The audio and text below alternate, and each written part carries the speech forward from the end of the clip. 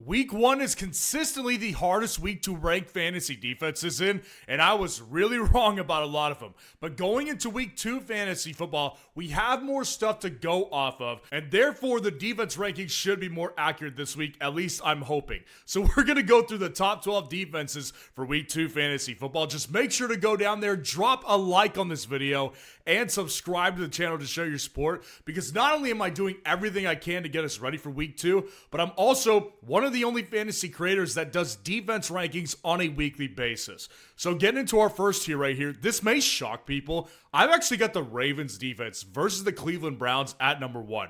Now, it may come as a shock for multiple different reasons. Number 1, the Ravens just gave up 40 plus points to the Buffalo Bills on Sunday night. To that, I would say it's the freaking Buffalo Bills with Josh Allen. You know what Cleveland doesn't have? Josh Allen on their team. They just do not have that kind of talent at the quarterback position. So yes, I'm going to give the Ravens more grace on giving up 40 points when it's coming to one of the best quarterbacks in the NFL. Number 2, the Cleveland Browns have Joe Flacco, and he was actually throwing all over the Bengals. Well, last week, one of the things that you need to remember about Joe Flacco, because it was on full display last week, is Joe Flacco turns the ball over. He had 2 interceptions in that game versus a way worse secondary, by the way. The Ravens will get turnovers here. And number 3, the Ravens are coming off a brutal loss to the Buffalo Bills. I believe they will come back to home field advantage and smoke the Cleveland Browns this week. This feels like a 24-6 beatdown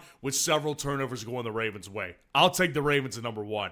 And at number 2, I've got the Rams defense as well at the Tennessee Titans. Now, this was one of the calls that I was just flat out wrong about. Now, over the course of the week, I did move the Rams up to 12 last week, but it still wasn't enough. They were dominant against the Houston Texans. By the way, a much better offense than the Tennessee Titans. The Titans have the same offensive line struggles, and their quarterback looked really frenetic and just panicky against the Denver Broncos last week. Well, unfortunately for Cam Ward, he's not getting that much of a break this week against another good pass rush and another good defense with the Los Angeles Rams. So I don't think that this is a good matchup on any frame of reference for the Tennessee Titans, because the Rams, they got 3 sacks last week and 2 turnovers as well. Like, the Rams will continue to do work in week 2 versus the Tennessee Titans. And at number 3, to round out this tier, I've got the Broncos defense at Indianapolis. Now, also, there's a couple things to go with here. Number 1, the Colts looked dominant last week. They scored 30 plus points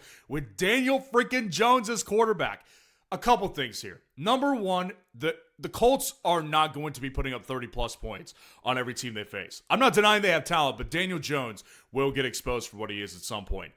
And they were also playing the Dolphins. Keep that in mind. They're taking on one of the best, if not the best, defenses here. That's the only reason the Broncos will pretty consistently find themselves in top 5 situations here. Because I do think that their matchup last week was better, and they were the defense number 1 for it. But the Colts don't have as bad of an offensive line, so there may be less sacks here. But still, the Denver defense, the talent they have, the defensive coordinator they have with Vance Joseph, it all just comes together, and I don't think they're going to take a step back by much in Week 2 fantasy football. Now, dropping down to our next tier, I've got the Patriots defense at the Miami Dolphins here. And listen, the Patriots were a disappointment in Week 1 versus the Las Vegas Raiders. I will acknowledge that. Like, they were not the best defense in fantasy last week. They were the defense number 14. They had 4 sacks, which is good numbers right here. But this is something I've been harping on for all the offseason. I think the Miami Dolphins will be one of the worst teams, if not the worst, in the NFL this year. And you saw a glimpse of that in Week 1. I don't think this team cares or is bought in to Mike McDaniel anymore. So I think as long as he's still there, they're going to get taken advantage of on a weekly basis. And the Patriots do have a good defense here. So if you get 4 sacks against the Raiders offensive line, what are you going to do versus the Miami Dolphins offensive line? I wouldn't be surprised if they top that sack number and maybe get a turnover or 2 out of the equation as well. I expect the Patriots to come in and just bludgeon the Miami Dolphins in this game. Maybe not from an offensive perspective, but certainly from a defensive perspective. And at number 5, I've got the Cowboys defense taking on the New York Giants at home. So obviously there's a couple things to factor into this one, right? First of all, the Cowboys defense, after the lightning delay, and that may have been the reason why, but they definitely put the clamps on the Eagles defense, particularly against the run, which was the most important part because Saquon Barkley was ripping them to shreds before that. And number two, the Cowboys are just getting a huge break here, going back home to Dallas to take on the Giants, who honestly, I don't know how much longer they could take Russell Wilson. It just doesn't make sense. Like, their players can't honestly look themselves in the mirror and tell themselves they have a shot with Russell Wilson at quarterback. Honestly, it wouldn't surprise me if this week they literally made the move to Jackson Dart, but until they do it, they're going to be awful offensively. So since Russ is the starter as of now, I'm going to keep the Cowboys at 5 because it is such an advantage when you're this early into the season. The team is offensively bad, and the team doesn't believe. Believe is a powerful thing, and the Giants have none of it with Russell Wilson. Give me the Cowboys at 5. The Vikings defense at 6 to round out this tier versus the Atlanta Falcons this week at home, and this is on a Sunday night, so they are getting 2 primetime games straight. Now, the Vikings defense proved how elite they are with Brian Flores as that defensive coordinator in the second half of that game versus Chicago on Monday night. Like, they were dominant against that offense that was previously moving the ball at will, particularly in the passing game. They put the clamps on. That's because they have so much talent and they have Brian Flores as that DC. Well, the Falcons are dealing with a lot of stuff right now. Drake London, I don't know if he's going to play or not. Like, he very well could miss this game. And if he misses, good luck. They've got Bijan Robinson, who will absolutely handle tons of volume. Kyle Pitts, who may get more work today as well. But outside of that, there's not much there if Darnell Mooney's not back. So I think the Vikings with home field advantage against the Falcons offense that is definitely in shambles could have a really big week in week 2. This is Ted. Look at him. Ted desperately needs to pick up a new running back, or his fantasy team is toast. For the 3rd year in a row. And losing his season again means one thing. Oh, no.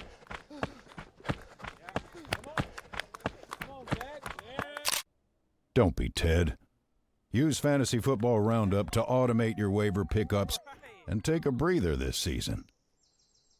Hey, you got 7 more laps. Now, dropping down to our next tier right here, I've got the 49ers defense at number 7, and they are going to New Orleans to take on the Saints. So a couple of things have changed because last week I had the Cardinals up a lot higher, and they did not do well against the Saints. Now, to be frank, I think the 49ers have a much better defense than the Cardinals do. But I will also say this, the 49ers are already going down with injuries left and right. Both sides of the ball. Kittle's the big one, but there's defensive injuries as well. Now, the other thing is the Saints looked much more competent offensively. Not saying they're putting up a bunch of points. I don't think they'll do that against anybody because they just lack the talent. But I will say that they looked competent moving the football. So they're not a complete disaster that nobody cares about. So the 49ers, I've got to put at 7 just a little bit here because I just don't know if I could see them capitalizing on the matchup like they should. That being said, like, they had a good defensive performance last week in fantasy.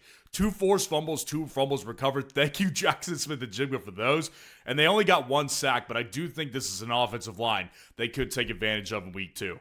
The Cardinals defense is at 8, and they're taking on the Carolina Panthers at home. Now, the Cardinals are going to find themselves, again, pretty consistently inside of the top 10 the first month of the season, just because of the schedule. Carolina, I had actually a lot more hope in offensively versus the Jags. They looked bad again. Like, it was bad news again.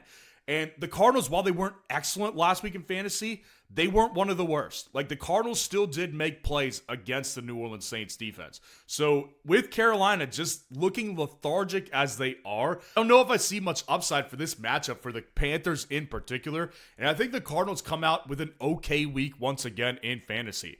And you're going to see a lot of people drop the Cardinals this week because of last week's performance. That's when you utilize our waiver wire tool, the automatic waiver wire tool, to go grab the Cardinals in the middle of the night automatically while the rest of your league is waking themselves up at 3 to try to get the priority waiver wire free agents. So again, go to fsroundup.com to utilize the automatic waiver wire tool, which is the greatest thing in fantasy football history.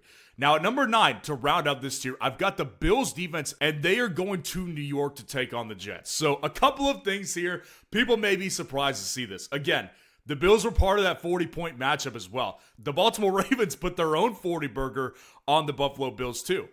Again, I'm going to cut them slack because they have Lamar Jackson at quarterback. Anytime a defense is playing Lamar Jackson, Josh Allen, Joe Burrow, Patrick Mahomes, I'm going to cut them slack when they give up a lot of points. It just makes sense. So the Bills this week playing the New York Jets, obviously they looked good last week too.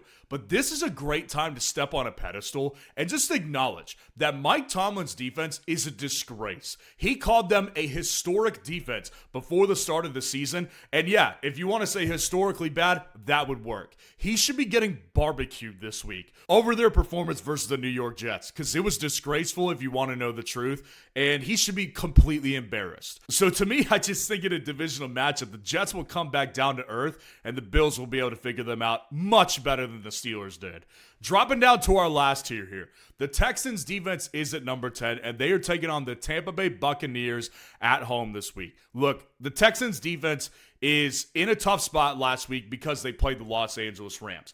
But even still, I mean, the Texans defense was the number 15 defense on the week because they got 3 sacks, a forced fumble, and a fumble recovered because they have so much talent. So you can never rank the Texans defense too far outside of the top 12 based on opponent. And I do think that this Tampa Bay matchup on Monday night actually could get scrappy because Tampa does have talent offensively, but I think the Texans will come in really mad looking to get revenge, and they will take it to the Tampa Bay Bucs this week. So while I think they will get scored on, I do think they will make plays to keep them inside the top 10.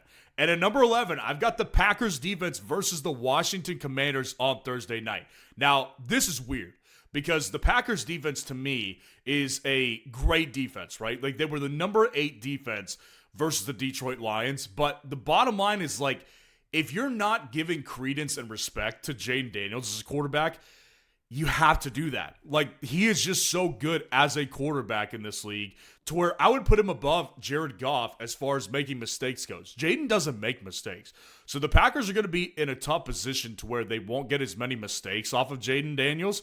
But I do still think on a short week, it's a tough matchup for both of them. I could see a lower scoring outcome that a lot of people may think to keep the Packers inside the top 12 this week. And at number 12, I've got the Seahawks defense, and they are going to Pittsburgh to take on the Steelers. Now, I think a lot of last week with the Steelers had to do with Aaron Rodgers trying to get revenge. And that was a great game and a great performance by him. I'm not sure if I see that sustaining itself. And I'll tell you the reason why is because the offensive line in Pittsburgh is abysmal. They were getting bullied on both ends at the line of scrimmage, offensively and defensively. And I envision the same thing against the Seahawks defense. That is another tough defense they're going to have to deal with this week. And I see a lot of sacks in Aaron Rodgers' future. So if Aaron Rodgers doesn't put up the amount of points that he did last week, this could be too low of a ranking for the Seahawks, but I've got them inside the top 12 for that very reason alone. So let me know what you think of the rankings for Week 2 fantasy football. And if you want to see the top 30 wide receivers for Week 2, click on this video right here.